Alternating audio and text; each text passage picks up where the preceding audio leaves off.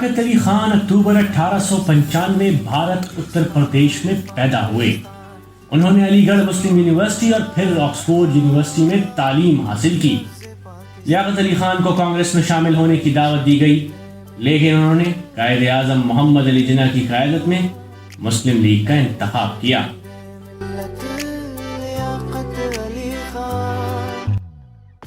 دیکھیں، لیاقت علی خان وہ شخص تھے جن کی سیاسی ابتدائی مسلم لیگ سے ہوئی تھی۔ جب وہ آکسفورڈ سے واپس آئے تو اس کے بعد وہ 1928 سے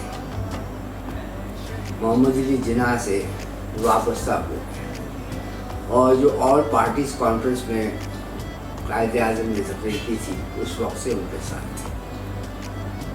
1936 میں سر محمد یعقوب کی جگہ ان کو معتمد اعزازی آل انڈیا مسلم لیگ کا چنا گیا، لیکن 37 کے انتخابات میں لیاقت علی خان کو یہ اعتراض ہوا کہ چودھری خلیق الزمان اور نواب محمد یوسف کانگریس کے لوگوں کو مسلم لیگ میں بھرتی کر رہے ہیں تاکہ کانگریس جو ہے مسلم لیگ کے اوپر قبضہ کرے۔ اس بنا پر انہوں نے جو ہے اپنے عہدے سے استعفیٰ دیا تھا۔ اے شہید ملت لیاقت علی خان۔ لیاقت علی خان کے خاندان کو مسلمان مفکر اور فلسفی سر سید احمد خان سے گہرا لگاؤ تھا۔ لیاقت علی خان 1923 میں ہندوستان واپس آئے اور قومی سیاست میں حصہ لیا۔ 1924 میں لیاقت علی خان نے قائد اعظم کے ساتھ شامل ہونے کا فیصلہ کیا اور سن 26 میں قانون ساز کونسل میں متحدہ صوبوں کی نمائندگی کرتے ہوئے پارلیمانی کیریئر کا آغاز کر دیا۔ لیاقت علی خان سخت مشکلات کے باوجود اپنے اصولوں پر ہمیشہ قائم رہے۔ اے شہید ملت لیاقت علی خان۔ میں یہ سمجھتی ہوں کہ پاکستان کی ایک بدقسمتی یہ ہے کہ ہمارے مسلم لیگ کے وہ رہنما جن کے ویژن کی روشنی میں پاکستان کا قیام عمل میں آیا، ان کو بہت وقت نہیں مل سکا کہ وہ ملک کی خدمت کر سکیں۔ پاکستان کو جس وقت لیاقت علی خان نے سرو کیا، پاکستان کو بنایا، اور ظاہر ہے وہ ایک ماحول تھا 20ویں صدی کے بعد سے جس طرح ریاستوں کی تشکیل ہو رہی تھی، اور مڈ 20th سینچری میں جب نئی ریاستوں کا قیام عمل میں آیا تو انہیں بین الاقوامی سطح پر اپنا لوگا منوانا تھا۔ ان کے بہت سارے مسائل تھے، ان مسائل کی طرف بھی ہماری توجہ تھی، ہمارے حکمرانوں کی توجہ تھی۔ ہمارے حکمران یہ چاہتے تھے کہ پاکستان ایک ایسی ریاست ہو جو بین الاقوامی سطح پر ایک مثال کے طور پہ قائم ہو، یہاں پر خوشحالی ہو، یہاں کا اپنا نظم و نسق ہو ان اصولوں کے مطابق جو یہاں کے لوگ بہتر سمجھتے ہیں۔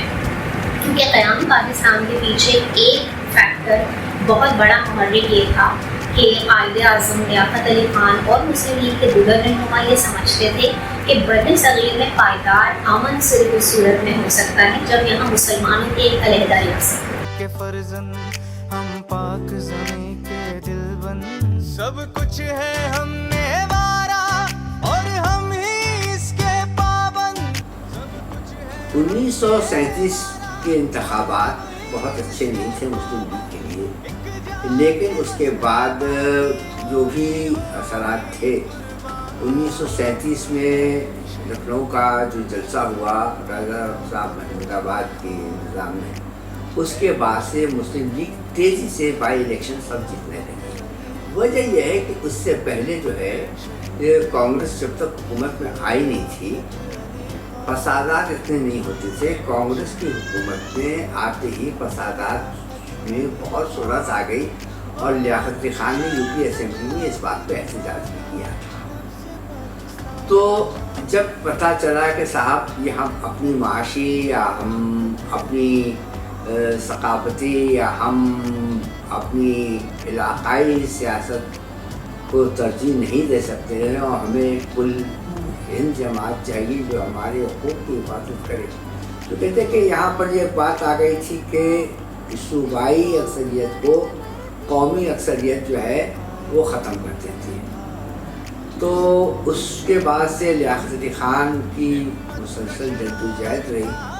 2 بار انہوں نے برطانوی ہند کے طول و عرض کا دورہ کیا، جگہ جگہ لوگوں سے خطاب کیا، علی گڑھ کو اپنا ایک مرکز بنایا، اور انہوں نے 37 کی ہاری ہوئی انتخابات کو 45 میں مکمل جیت میں تبدیل کر دیا۔ لیاقت علی خان بھائی شروع میں یہ صحیح ہے کہ وہ زمیندار گھرانے کے تھے، لیکن جب سے انہوں نے مسلم لیگ میں شمولیت اختیار کی تو ان کے برادر نظرالدین سلیمان جان کہتے ہیں کہ انہوں نے اپنا طرز زندگی اکثر بدل دیا ہے اور اپنے لیے مختصر رقم رکھتے تھے ذاتی خرچ کے لیے، اور باقی اپنے اہل خانہ کو، اپنے خاندان کو دے دیا کرتے تھے۔ بیرسٹر تھے مگر انہوں نے پریکٹس کرنا مناسب نہیں سمجھا، مگر یو پی لیجسلیٹو کاؤنسل اور بعد میں جو یو پی لیجسلیٹو اسمبلی بنی اس کے وہ ڈپٹی پریزیڈنٹ بھی تھے، اور ان کی شہرت اس وقت سے بڑھنے لگی جب کانپور میں فسادات ہوئے تھے بھگت سنگھ کے پھانسی کے بعد سے۔ تو جو ایک سرکاری طور پر ایک انکوائری کمیٹی جس کو آج کل کہا جاتا ہے تفتیشی عملہ، اس کے رکن کو بنا کر کے لیاقت علی خان بھی بھیجے گئے تھے۔ لیاقت علی خان نے کئی موقعوں پر فرقہ وارانہ کشیدگی کے خاتمے کی کوشش کی۔ یہ لیاقت علی خان ہی تھے جن کی کوششوں سے قائد اعظم محمد علی جناح واپس آنے کے لیے رضامند ہوئے، اور یوں پھر مسلم لیگ کی تنظیم نو کا آغاز ہوا۔ تو نے سب میری کو ٹھکرایا اور پاک وطن کا تو نے سبز پرچم بھی دکھلایا، اور پاک وطن کا تو نے سبز پرچم بھی دکھلایا، اس خلد بری پر تیرے ہیں کتنے۔ پاکستان مسلم لیگ کی جو تنظیم ہے اس میں بھی انہی سازشوں کے ٹولے نے بہت زیادہ رکاوٹیں ڈالیں۔ پہلے جب آل انڈیا مسلم لیگ کے پلیٹ فارم سے جد و جہد کرتے ہوئے پاکستان حاصل کر لیا گیا تو اس کے بعد پھر قائد اعظم کی زندگی میں ہی میٹنگ ہوئی تھی کہ بھی اب آل انڈیا مسلم لیگ کے بجائے اس کو پاکستان مسلم لیگ نام رکھا جائے اور وہاں سے جد و جہد کی جائے۔ تو اس وقت یہ فیصلہ ہوا کہ ایک مسلم لیگ آل انڈیا مسلم لیگ کے نام سے بھارت میں کام کرے گی اور وہاں کے مسلمانوں کے تحفظ کے لیے اپنی کوششیں جاری رکھے گی، اور پاکستان میں پاکستان مسلم لیگ کام کرے گی۔ اس کے بعد اس کے جو ہے ذیلی تنظیموں کے لیے کوششیں شروع ہوئیں، اور سب سے زیادہ جو ہے اس میں مسائل پنجاب میں پیدا ہوئے کہ پنجاب میں اتنے جاگیردار زمیندار مسلم لیگ پر چھائے ہوئے تھے کہ وہ اپنا کنٹرول، اپنی گرفت کمزور نہیں کرنا چاہتے تھے۔ لیاقت علی خان نے جب فائننس کا قلمدان سنبھالا تو عوام دوست بجٹ پیش کر کے سب کے دل جیت لیے۔ لیاقت علی خان صاحب نے بر صغیر ہند و پاک کا ایک بجٹ پیش کیا تھا، وزیر خزانہ تھے وہ، آل انڈیا مسلم لیگ کی طرف سے مشترکہ گورنمنٹ بنائی گئی تھی۔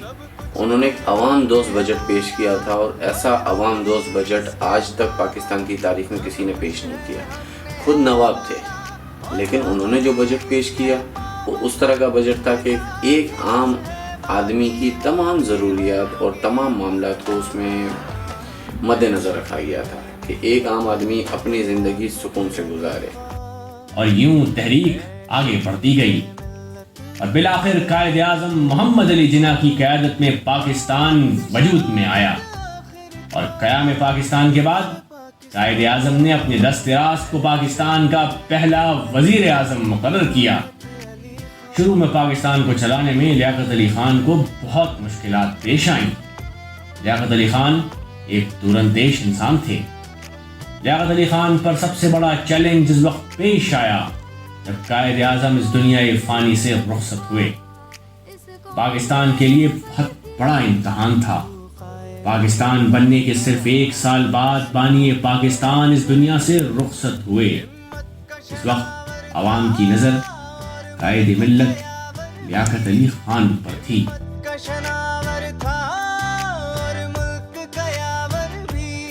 لیاقت علی خان عبوری حکومت میں مسلم لیگ بلاک کے سربراہ تھے، اس لیے فطری طور پر پاکستان کے پہلے وزیر اعظم کو نامزد ہوئے۔ ان کا سب سے پہلا کام یہ تھا ملک سازی۔ آپ کے پاس ملک چلانے کے لیے انفراسٹرکچر نہیں تھا، کیپٹل نہیں تھا، اسٹیشنری نہیں تھی، دوات قلم نہیں تھا۔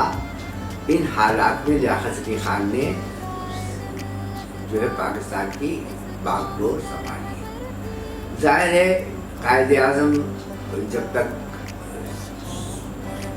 صوبہ صحت رہے وہ لیاقت علی خان کو ترجیح دیتے رہے، لیکن انہوں نے پہلی ترجیح جو دی مگر کہوں گا کہ وہ ہے مشرقی بازو۔ انگریزوں نے منگل پانڈے کی وجہ سے ایسی انہوں نے سینے کی چوڑائی اور قد وغیرہ کی شرطیں رکھی تھی فوج میں بھرتی کرنے کے لیے کہ اس میں بنگالی فوج میں شریک نہ ہو۔ لیاقت علی خان نے فوراً وہ شرطیں ہٹا دی تاکہ ہمارے بنگالی بھائی جو ہے ان کو فوج میں شامل ہونے میں کوئی رکاوٹ نہ ہو۔ دوسرا یہ ہے کہ سول سروس میں انہوں نے مشرقی بنگال کا کوٹا 50% رکھا، کیونکہ اس وقت تک نور النبی چودھری صرف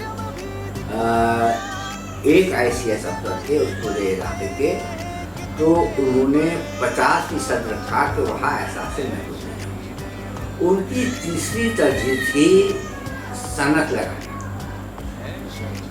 انہوں نے صنعتوں کا آغاز کیا۔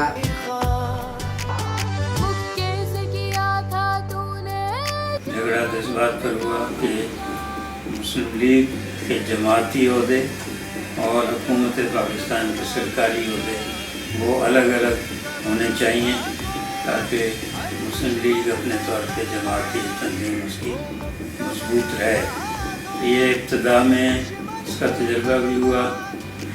چودھری خلیق الزماں مسلم لیگ کے صدر بنے حضرت قائد اعظم محمد علی جناح کی موت کے بعد، تو انہوں نے بھی اپنی بہت کوششیں کی اپنے طور پر مشرقی پاکستان میں، پنجاب، سرحد، سندھ، بلوچستان میں، لیکن جو اقربا پروری اور خود جو ہے کچھ گروہ بندی وہ زیادہ ہوئی۔ پھر اس کا سامنا خود وزیر اعظم پاکستان لیاقت علی خان کو بھی کرنا پڑا کہ وہ خود مسلم لیگ کے صدر بھی تھے اور وزیر اعظم بھی تھے۔ پنجاب میں بہت زیادہ اس کے لیے مزاحمت شروع ہوئی اور وہاں یہ تنظیم میں دقتیں پیش آئیں کہ ہمارے جو بھی تھے جاگیردار جو پہلے یونینسٹ پارٹی میں تھے اب مسلم لیگ میں آ گئے۔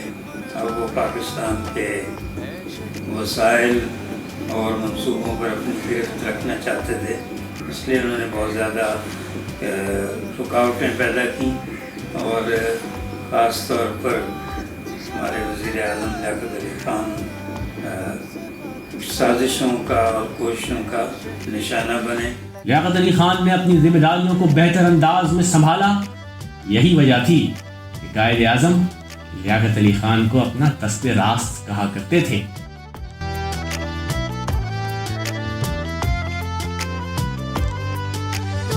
پاکستان ظاہر ہے معاشی طور پر ایک کمزور ریاست تھا، انتظامی طور پر ڈھانچہ ہمارا ریاست کا اتنا اسٹرانگ نہیں تھا اور ان سب ایشوز پر کام کرنا تھا، لیکن میں یہ ضرور کہوں گی کہ ہم نے ابتدا اچھی کی تھی اور دنیا نے اس بات کو سراہا بھی تھا۔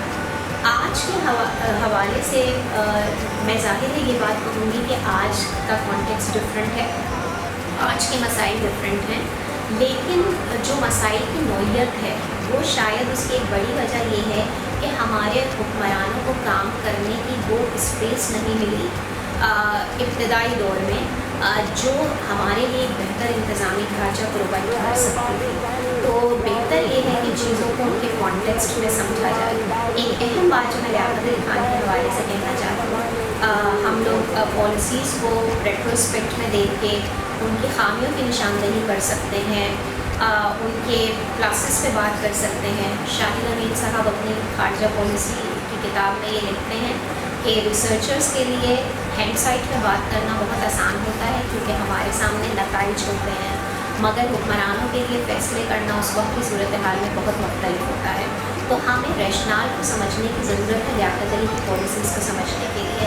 اور جو کنکلوژن ہمارے سامنے یہ آئے گا، میں یہ سمجھتی ہوں جتنا میں نے لیاقت علی صاحب کی پالیسی کو دیکھا ہے، پڑھا ہے، کہ نیت میں کوئی کھوٹ نہیں تھا.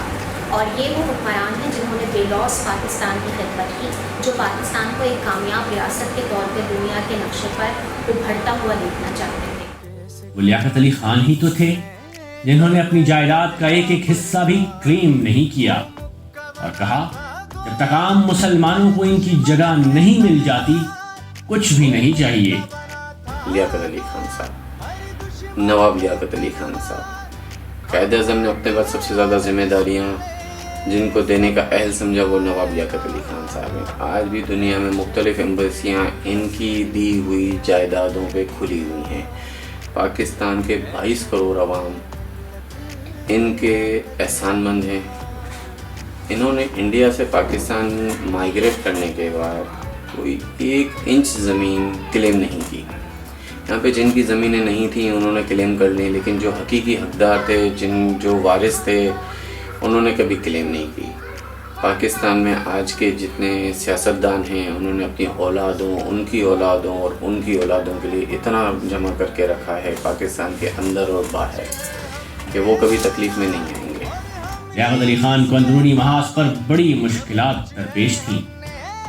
سوویت یونین اور سوویت بلاک کے ساتھ کچھ مسائل تھے. قائد اعظم محمد علی جناح کی وفات کے بعد وزیر اعظم لیاقت علی خان کو پہلے سے بھی زیادہ چیلنجز کا سامنا تھا. ان چیلنجز میں ان کو خارجہ امور میں اور اندرون ملک نظم و نسق کے حوالے سے اور اس سے بھی زیادہ ملک میں ایک بہتر اقتصادی خوشحالی اور بہتر اقتصادیات اور خوشحالی کے لیے ان کی ترجیحات میں شامل تھے. اس حوالے سے ہم دیکھتے ہیں کہ جو خارجہ امور میں جو انہوں نے ایک پالیسی اختیار کی، جو غیر وابستگی کی پالیسی، اگر ہم اس زمانے کے حالات کا جائزہ لیں تو ہم دیکھتے ہیں کہ اس زمانے میں 2 بلاک، ایک بلاک جو کمیونسٹ بلاک تھا اور دوسرا جسے فری ورلڈ کا بلاک کہا جا سکتا ہے جو امریکہ کی زیر قیادت تھا. ان کے درمیان سرد جنگ اپنے عروج پر تھی اور اس حوالے سے پاکستان کے لیے یہ بہت دشوار تھا کہ وہ ایک غیر وابستہ، ان دونوں بلاک سے غیر وابستہ ہو کر ایک غیر جانبدار خارجہ پالیسی اختیار کریں. لیکن لیاقت علی خان کا یہ بڑا کارنامہ ہے کہ انہوں نے اپنے دور حکومت میں پاکستان کو ایک خارجہ پالیسی دی اور پاکستان کی خارجہ پالیسی غیر مکمل طور پر غیر جانبداری اور غیر وابستگی پر مشتمل تھی. شہادت آخر تھا لفظ پاکستان اے شہید. لیاقت علی خان کے تعلیمی انفراسٹرکچر، سائنس اور ٹیکنالوجی کی ترقی کے لیے کئی خدمات ہیں. لیاقت علی خان کی حکومت نے سندھ یونیورسٹی کے قیام کی اجازت دی. لیاقت علی خان نے اقتصادی پالیسیوں کو بڑی اہمیت دی اور اس پہ بڑے دانشمندانہ طریقے سے کام شروع کر دیا. سن 49 میں سوویت یونین کے لیڈر نے خان صاحب کو ملک کا دورہ کرنے کی دعوت دی جو لیاقت علی خان نے قبول کر لی.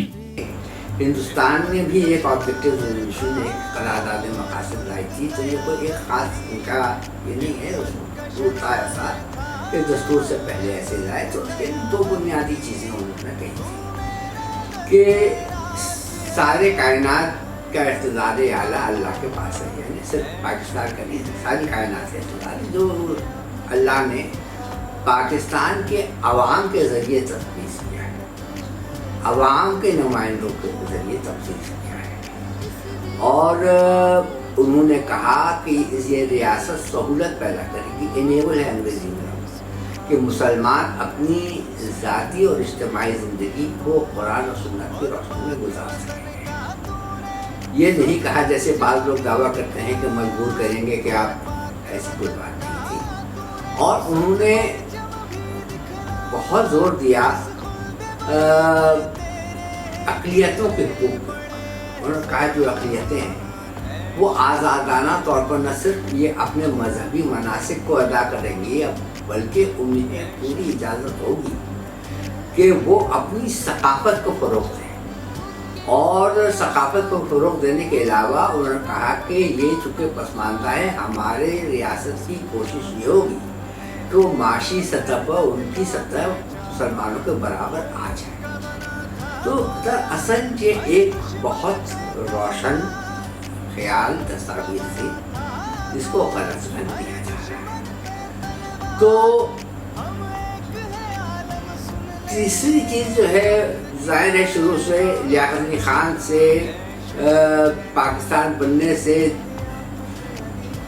سمجھے کہ ایک ہفتہ پہلے نکولس مینسر نے انٹرویو لیا تھا اور انہوں نے کہا کہ ہم غیر جانبدار رہنا چاہتے ہیں، زیادہ سے زیادہ چونکہ ہم انگریزوں کو جانتے ہیں، نہ امریکیوں کو جانتے ہیں، نہ روسیوں کو جانتے ہیں، اس لیے ہم برطانیہ ہی سے قربت کو زیادہ پسند کریں گے، لیکن کشمیر کے مسئلے پر چونکہ وہ بات نہیں چلی، روس سے دعوت آئی، لیاقت علی خان نے قبول کر لی، روس والوں نے پھر تاریخ بڑھا دی کا مطلب یہ ہے کہ انہیں پہلے 20 اگست کو روانہ ہونا تھا، روس والوں نے کہا نہیں آپ 14 اگست کو روانہ ہوں، لیاقت علی خان نے کہا کہ نہیں یہ ہمارا یوم آزادی ہے، میں اس کے کسی دن بعد آ سکتا ہوں، 18 کو آ سکتا ہوں، مگر لیاقت علی خان کے مرتے دم تک پھر کوئی تاریخ انہوں نے طے نہیں کی۔ لیاقت علی خان نے امریکہ کا دورہ بھی کیا۔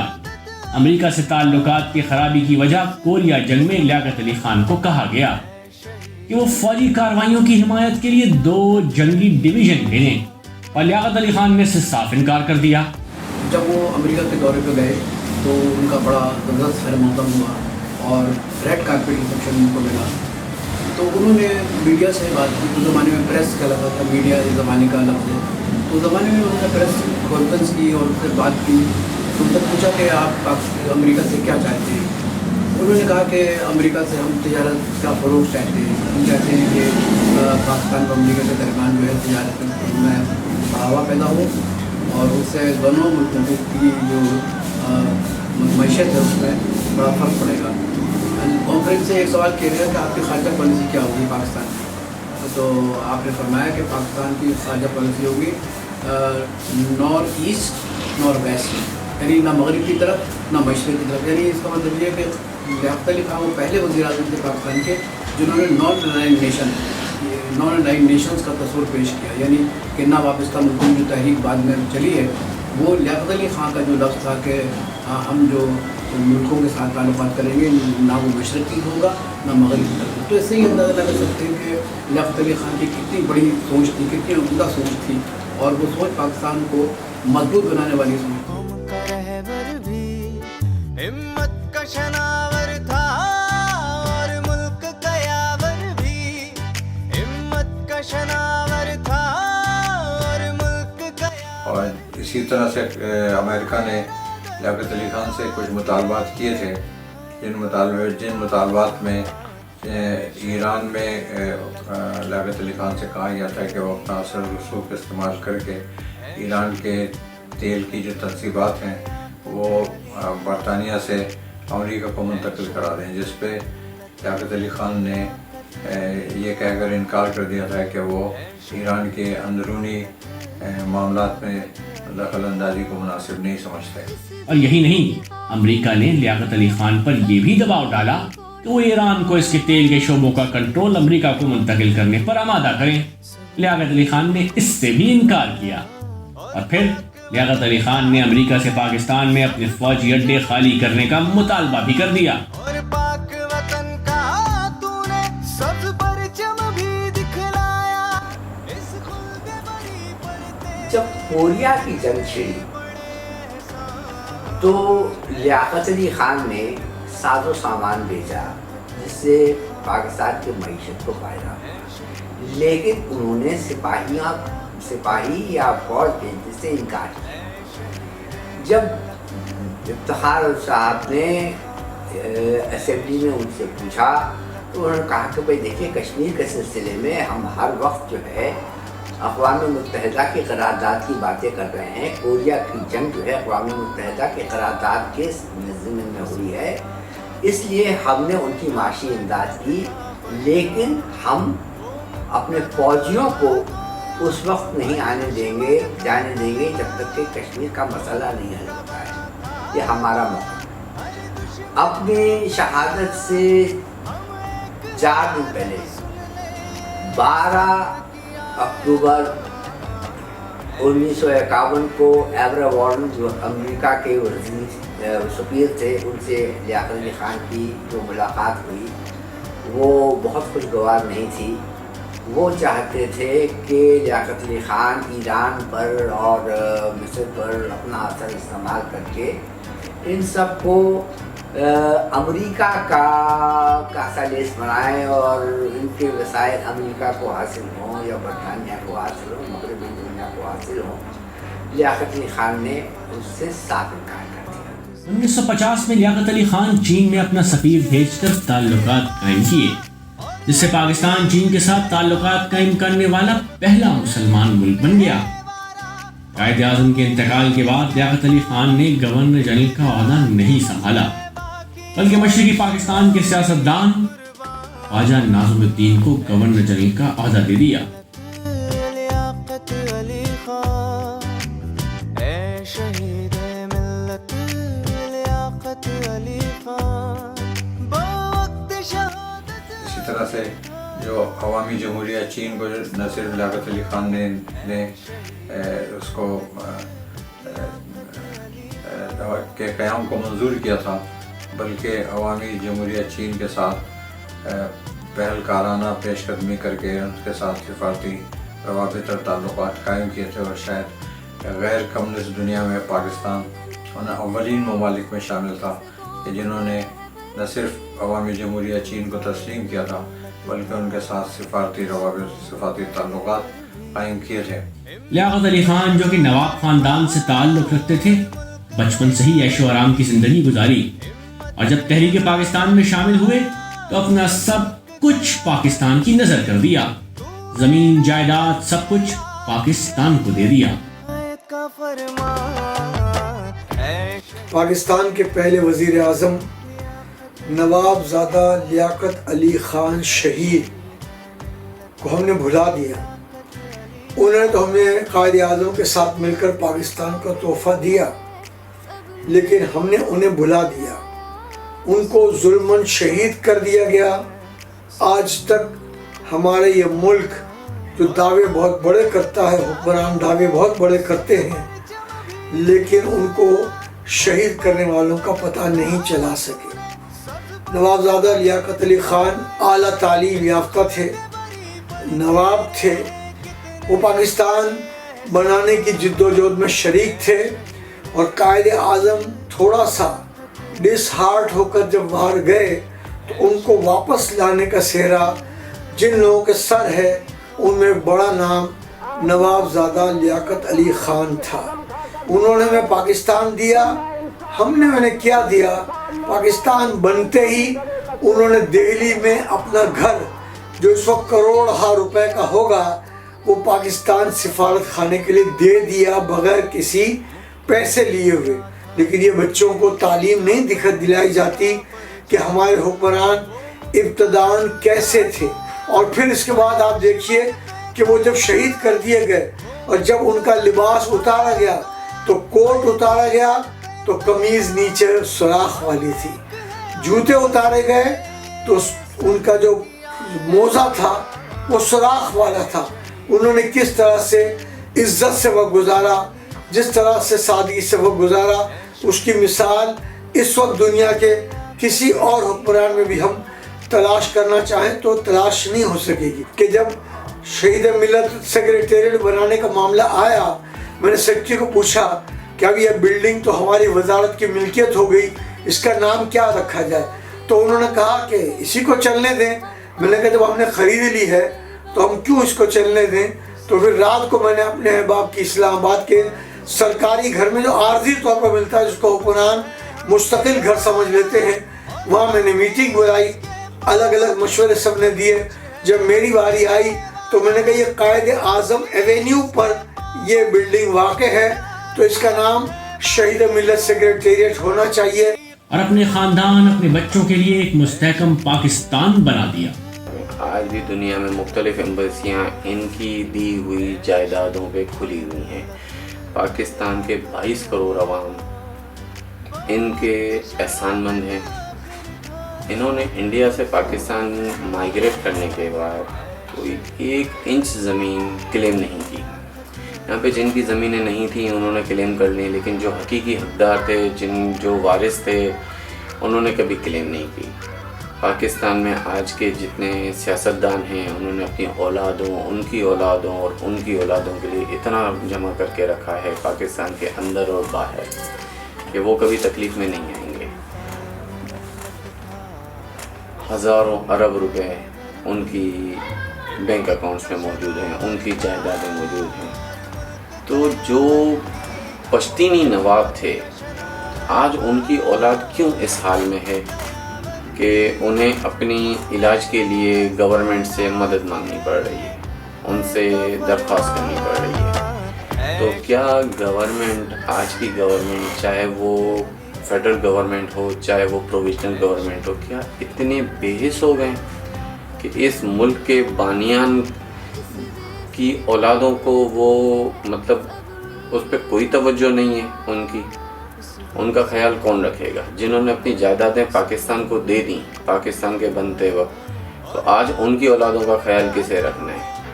कुछ रुपए दे के आप उनके ऊपर एहसान नहीं कर रहे, हम उनके ऊपर एहसान नहीं कर रहे। ये हमारे फ़राइज़ में शामिल है कि हम उनका ख्याल करें, हम उनकी तमाम ज़रूरियात को पूरा करें, सिर्फ उनकी बीमारी और उनके इलाज के लिए नहीं, उनकी हर ज़रूरत और उसकी तलब को पूरा करना हमारा फ़र्ज़ बनता है। अगर आज हमने इनकी फैमिली की मदद की है तो हमने इन पर कोई एहसान नहीं किया, बल्कि ये हमारा फ़र्ज़ था। लियाकत अली ख़ान की जो कुछ पाकिस्तान के लिए कुर्बानियाँ हैं, इसका हक हम अदा कर ही नहीं सकते। किया था तूने जो वहदत का प्रचार, वो कि मैं अल्लाह ताला का शुक्र अदा करता हूँ कि मेरी तहरीर के ज़रिए अकबर लियाकत अली ख़ान पाकिस्तान के पहले वज़ीर आज़म के साहिबजादे की अदालत और के इलाज मुआवजे के लिए मुझे लिखने की तौफीक हुई, और अल्लाह ताला ने उसके बाद ये भी उस तहरीर में असर किया कि हुकूमत सिंध ने उसका नोटिस लिया। तो मुर्तज़ा वहाब खुसूसी मशीर हैं वज़ीर आला सिंध के, वो अकबर लियाकत अली साहब की रिहाइशगाह पर गए और उन्होंने सारे हालात से आगाही हासिल की। उसके बाद वज़ीर आला सिंध सैयद मुराद अली शाह ने ये अपनी ज़िम्मेदारी और अपना फ़र्ज़ समझते हुए ये अहकाम जारी किए कि इनका जो भी डायलिसिस और दूसरा इलाज हो रहा है उसकी भी पूरी कफ़ालत हुकूमत सिंध अपने पास से करेगी, और उसके अलावा माहाना तौर पर एक नजराना भी उनको पेश किया जाएगा। सदर मुमलिकत डॉक्टर आरिफ अलवी भी उनकी इयादत के लिए गए, गवर्नर सिंध भी आए। इससे जो एक पाकिस्तान के पहले वज़ीर आज़म जिन्होंने अपनी बहुत बड़ी कोठी दिल्ली में पाकिस्तान के सफारत खाने के लिए अतिया की थी, वक्त कर दी थी, जिसका किराया भी बड़े लाखों रुपए में हो सकता है, कीमत तो खैर बहुत अरबों रुपए में होगी। वो उन्होंने दी, उसके अलावा भी उन्होंने अपनी कुर्बानियाँ दी, फिर अपनी जान के लिए कुर्बानी दी। तो इस लिहाज से जो भी हुकूमतें बाद में आई हैं उनकी ज़िम्मेदारी बनती है कि ऐसे जो तहरीक पाकिस्तान में हिस्सा लेने वाले, सरगर्म हिस्सा लेने वाले ख़ानदान हैं और जो वज़ारत उलमा जैसे ओहदे पर रहकर उस वक्त बिल्कुल पाकिस्तान के इब्तदाई अय्याम में उन्होंने खारजा पॉलिसी अपनी कामयाबी से मजबूत की। फिर सबसे बड़ा उनकी खिदमत है वो BRB कैनाल है लाहौर के करीब, जो उनका विजन था कि उन्होंने उस वक्त उसको फौरी तौर पर तामीर करवाया और ये 1965 की जंग में लाहौर का एक हिसार और दिफाई लाइन साबित हुई। तो ऐसे शख्सियात जिन्होंने इतना कुछ पाकिस्तान के लिए किया हो, उनके अहल खाना के लिए कोई भी ऐसी खिदमत लाल माले के लिए हुकूमत की तरफ से ज़िम्मेदारी लेना एक बहुत अच्छा नेक कदम है। इससे ये नहीं साबित होता कि कोई बहुत ही ज़्यादा उसरत और गुर्बत में ज़िंदगी गुजार रहे हैं, लेकिन वो उनके ईमानदार और खिदमत करने वाले ख़ानदान थे। तो उन्होंने दूसरे ख़ानदानों की तरह अपनी खिदमत से और अपने मुल्की ख़जाने को लूटा नहीं है, उनसे कोई नाजायज़ कमाई नहीं की। तो इसलिए हम सब की जिम्मेदारी बनती है, हुकूमत की भी, कि उनके लिए जो कुछ भी कर सकते हैं जिससे उनकी मुश्किलात में आसानी हो, वो हमें करना चाहिए। लियाकत अली खान के कत्ल का माजरा कुछ यूँ हुआ। लियाकत अली खान के बारे में मैं क्या कहूँगा। देखिए, ब्रिगेडियर नूर अहमद हुसैन जो कायदे आज़म के सेक्रेटरी ADC थे और Pakistan institute of strategic studies के पहले डायरेक्टर जनरल भी बाद में बने। उन्होंने आखिरी के टेलीविज़न के ऊपर ये कहा कि जिन्ना साहब ने कहा, आई बाउंड पाकिस्तान, लियाकत बाउंडेड पाकिस्तान। देखिए, वो कायदे आज़म के ADC थे, लियाकत अली खान के ADC नहीं थे। उस ज़माने में वज़ीर आज़म का ADC नहीं हुआ करता था। और उन्होंने बड़ी दिलचस्प बात की है कि जब वो एम्बुलेंस, जिसे बहरहाल उन्होंने नहीं चुना था, गवर्नर जनरल के मिलिट्री सेक्रेटरी चुना था, जब वो ख़राब हो गई और दूसरी एम्बुलेंस जब उनके पास गई है, तो उस एम्बुलेंस के पीछे पीछे लियाकत अली खान अपनी गाड़ी में आ रहे थे। इस बात को लोग नहीं बताते। ये बात लोग नहीं बताते कि लियाकत अली खान जो है वो तशवीश में थे और उन्होंने कैबिनेट की मीटिंग को मुअत्तल करके फ़ौरन गाड़ी निकाली और गाड़ी निकाल करके वो वहाँ पहुँचे हैं एम्बुलेंस के साथ साथ। तो ये उन्होंने मकसद बनाया था। मैंने जब उनके भाई का इंटरव्यू किया, मैंने घर देखा पीर फारूक के बगल में रहते थे गार्डन वेस्ट में। उन्होंने कहा, आप ये हद ख्याल न करें कि ये मुझे भाई साहब मरहूम ने अता किया है, ये कायदे आज़म ने मुझे दिलवाया है। वो जानते थे कि मेरे भाई साहब मुझे तो कुछ नहीं देंगे। तो लियाकत अली खान का ये किरदार था। लियाकत अली खान ने ईमानदारी को उरूज अता किया और एक ईमानदार आदमी को आपने शहीद कर दिया, इसलिए आपका मुल्क आया और वो बहरान में आया। अब उसके बाद 2006 में प्रोफेसर फ़खर मोहम्मद मलिक ने हवाला दिया है, उसको नकल किया है। द न्यूज़ इंटरनेशनल ने ये ख़बर छापी, अमरीकी दस्तावेज़ात जो खोली गई तो उसमें ये इंकशाफ हुआ कि अमरीकी CIA ने लियाकत अली खान को कत्ल करवाया था, इसलिए कि वो अमरीकी मुफावदात का तहफ़्फ़ुज़ करने से इनकार कर रहे थे। ये वजह थी उनके कत्ल करने की। आप चाहे मैं आपको वो रिपोर्ट भी दिखा सकता हूँ। उनके आखिरी अल्फाज से कलमा पढ़ाओ, कलमा पढ़ने के बाद लियाकत अली खान ने कहा कि अल्लाह पाकिस्तान की हिफाजत करे। दुआ का भी असर होता है। उन्हें पीठ पर गोली लगी थी। ये सैयद मोहम्मद ज़ुल्क़रनैन ज़ैदी ने पाकिस्तान पर्सपेक्टिव में एक मजमून शाया किया, जिसे ह्यूगो म्यूनेज़ ने, जो अक़वाम मुत्तहिदा की तरफ से तफ्तीश के लिए मुक़र्रर किए थे गैर कबीर विद मर्डर, उसमें उन्होंने इस मजमून का हवाला भी दिया है। उन्हें पुष्प पर गोली लगी थी और सैयद अकबर का उनके कत्ल से कोई ताल्लुक़ नहीं था।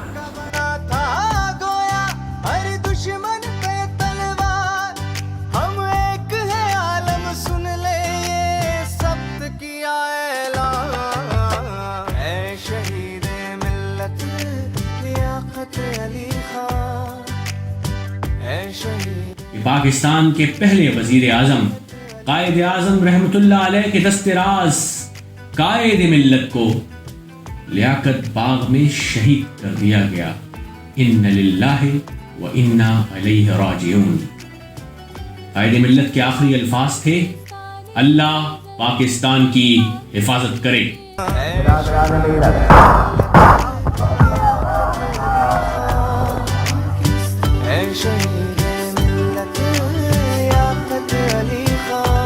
पाकिस्तान, लफ्ज़ पाकिस्तान।